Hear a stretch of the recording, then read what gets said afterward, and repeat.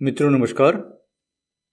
मित्रों, आज हमारी चर्चा का विषय है ग्रहों के माध्यम से जन्म कुंडली में बनने वाले योगों के बारे में।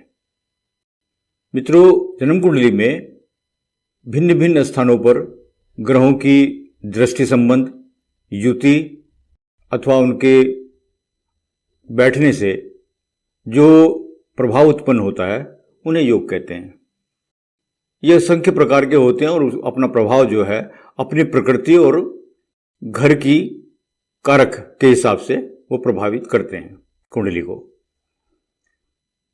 तो उनमें से आज हम प्रमुख 5 जो मंत्रेश्वर ने बताए हैं, उन 5 पंच महापुरुष योग के नाम से सुविख्यात हैं, उनके बारे में चर्चा करते हैं। सबसे पहले गुरु के द्वारा बनने वाला जो योग है वो हंस योग कहलाता है। यदि जन्म कुंडली के 1, 4, 7, 10 घरों में से किसी भी घर में बृहस्पति बैठा हुआ है अपनी राशि में या अपनी उच्च की राशि में, तो जो योग का निर्माण होता है उसे हंस योग कहते हैं। उसका प्रभाव ज्ञान, धन, प्रताप, यश, कीर्ति और धर्म विशेष के रूप में जाना जाता है। उसमें जिस घर का वो कारक है, जिस घर में उसका निर्माण हो रहा है, उस घर का भी प्रभाव उससे जुड़ जाता है। मान लीजिए इसका निर्माण चौथे घर में हो रहा है तो ये हमें भूमि, भुवन, मकान, वाहन आदि का भी सुख उपलब्ध कराएगा और माता का सुख भी उपलब्ध कराएगा। इसके बाद आता है शश योग। ये केंद्रों में पहले, चौथे, 7वें, 10वें घर में केंद्र में बनने वाला योग है जो शनि के द्वारा इसका निर्माण होता है। शनि यदि अपनी राशि में या अपनी उच्च की राशि में इन घरों में से किसी भी घर में विराजमान है तो इस योग का निर्माण होता है। ये शश योग कहलाता है। इसके भी प्रभाव शनि के अनुरूप ही होते हैं और उन खानों में, उन घरों में उनके कारकों के सहित जो है इसका निर्माण होता है। मान लीजिए इसका निर्माण 10वें घर में हुआ है, वहाँ ये तुला में शनि विराजमान है या मकर में विराजमान है या कुंभ में विराजमान है, तो ऐसा जातक विशेष रूप से राजनीति में या न्याय के क्षेत्र में जाना जाता है, पहचाना जाता है और उसी रास्ते से उसको धन, यश, कीर्ति सभी प्रकार की समृद्धियां प्राप्त होती हैं।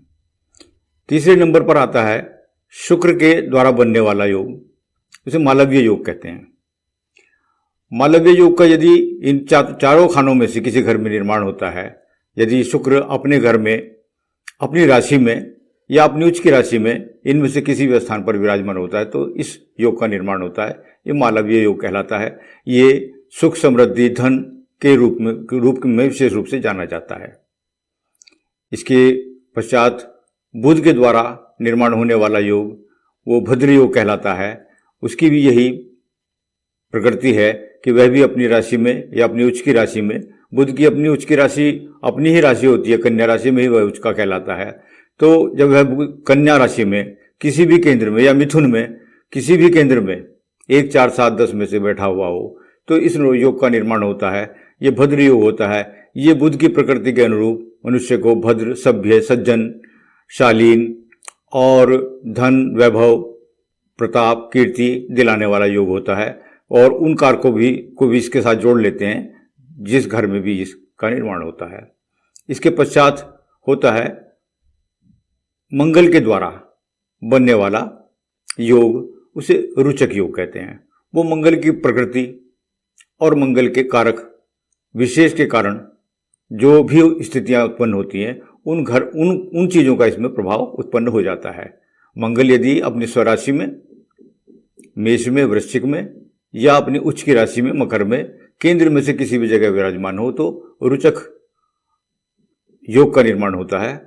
और रुचक योग वाला व्यक्ति प्रतापी होता है, साहसी होता है, हिम्मती होता है, सेना में उच्च पदों पर विराजमान होता है और उसे उन्हीं रास्तों से सब कुछ जो है प्राप्त होता है। धन भी, यश भी, कीर्ति भी, मान भी, परिवार भी, सब कुछ जो है रुचक योग वाले व्यक्ति को सब कुछ हासिल हो जाता है।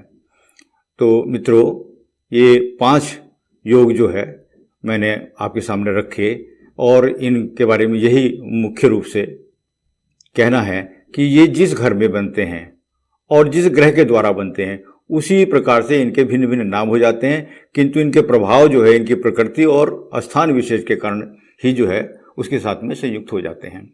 इसके बाद जो हम छठे एक योग का निर्माण बताने जा रहे हैं आपको, छठा योग होता है गजकेसरी योग। कुंडली में केंद्र में अथवा कहीं भी यदि चंद्रमा और बृहस्पति एक साथ बैठ जाते हैं तो इस योग का निर्माण होता है, किंतु केंद्रों में से पहले, चौथे, सातवें, 10वें अथवा त्रिकोण 5वें, 9वें स्थानों में या लाभ स्थान में यदि ये बनता है तो इसका विशेष प्रभाव होता है। इसमें दोनों ही प्रकार की प्रकृतियां चंद्रमा और बृहस्पति से संयुक्त होकर स्थान विशेष के कारकों को जोड़ते हुए इसके लाभ का हमें समझना चाहिए कि उस तरह के लाभ इसमें हमें प्राप्त होंगे। इसके बाद मित्रों बनता है एक योग होता है जो सूर्य और बुध के संयोग से बनता है, वो बुध आदित्य योग कहलाता है। बुध आदित्य योग भी इसी प्रकार से कहीं भी यदि आमतौर पर जो है ये प्रायः ज़्यादातर जन्म कुंडलियों में इस योग का निर्माण होता है, क्योंकि बुध और सूर्य जो है वो बहुत दूरी पर नहीं चलते हैं, वो आसपास ही रहते हैं। तो यह प्राय मिल जाता है लोगों की जन्म कुंडली में, और इसका प्रभाव भी जो है यश, कीर्ति, मान, सम्मान, धन वगैरह के लिए जो है माना जाता है। यह भी जो है यदि केंद्र में त्रिकोण में बने तो इसके विशेष लाभ होंगे, और सामान्यतः इधर उधर अगर बनता है तो उतने लाभ इसके नहीं माने जाते हैं। केमद्रुम योग मित्रों होता है। इसके पश्चात केमद्रुम योग में ऐसा माना जाता है यदि किसी खाने में जन्म कुंडली का कोई सा भी घर हो, 1 से लेकर 12 तक कोई भी घर हो, यदि उसके अंदर कोई भी ग्रह बैठा हुआ है या नहीं बैठा हुआ इससे फर्क नहीं पड़ता है, किंतु यदि उस खाने के दोनों तरफ, उससे 12वें घर में या उससे दूसरे घर में यदि कोई ग्रह नहीं बैठता है तो इस योग को हम कहते हैं केमद्रुम योग। इसके बनने से या इसकी ऐसी परिस्थिति उत्पन्न होने से जो ये योग है ये अच्छा योग नहीं माना जाता है। उस घर के प्रभाव में और फलों में हमें लाभ देखने को नहीं मिलता है, वहाँ उसकी रिक्तता हो जाती है, उसका अभाव हो जाता है। इस योग को हम कहते हैं केमद्रुम योग।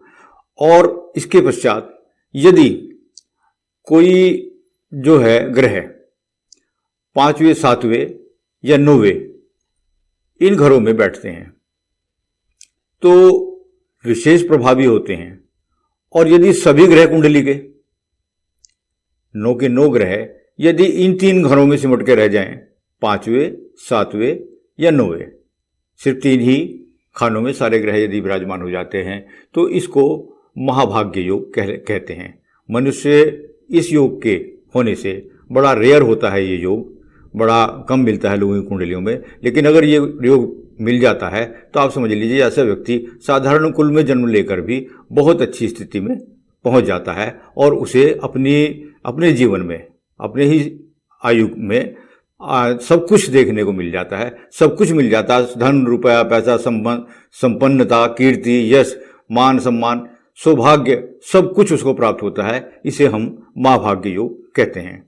मैं समझता हूँ मित्रों आज इन योगों के साथ ही हम आज का ये एपिसोड पूरा करते हैं और बाकी के कुछ और योगों की भी चर्चा करेंगे। बहुत सारे योग बनते हैं ग्रहों के संयोग से कुंडली में और उसी प्रकार से उनके फल होते हैं। कुछ योग ऐसे होते हैं जो पाप ग्रहों के माध्यम से और शुभ ग्रहों के माध्यम से बनते हैं, उनके मध्यम फल होते हैं। कुछ सिर्फ पाप ग्रह ही होते हैं, वो बड़े खराब कर देते हैं हमारी जन्म कुंडली को, उनके विपरीत परिणाम मिलते हैं।